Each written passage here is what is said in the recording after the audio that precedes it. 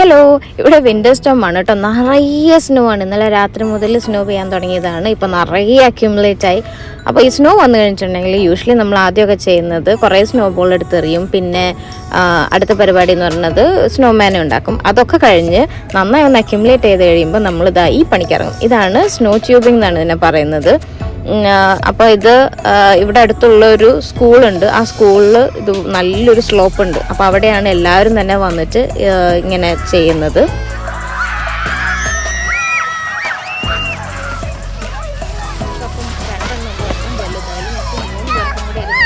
ഈ ഇരുന്ന് പോകുന്ന സാധനം രണ്ടെണ്ണം ഉണ്ട്. ഒരെണ്ണം വലുത്, അതിൽ ഞങ്ങൾക്ക് 3 പേർക്കും കൂടെ ഇരുന്നിട്ട് പോകാൻ പറ്റുന്നത്. പിന്നെ ഒരെണ്ണം ചെറുത്. അപ്പോൾ ആദ്യം നമ്മൾ വലുതിൽ നമ്മൾ 3 പേരും കൂടെ ഒക്കെ പോയി. പിന്നെ ഇവയ്ക്ക് ചെറുത് വേണമെന്ന് പറഞ്ഞിട്ട് ചെറുതിലിരുന്നിട്ടാണ് പിന്നെ ഇവ പോയിക്കൊണ്ടിരുന്നത്. പിന്നെ നമ്മളടുത്ത് ചെയ്യുന്ന പരിപാടി എന്ന് പറഞ്ഞാൽ ഇങ്ങനെ സ്നോയിൽ കിടന്ന് ഉരുളുക. മോളിൽ നമ്മൾ ഉരുണ്ട് വരെ താഴേക്ക് വരുമായിരുന്നു.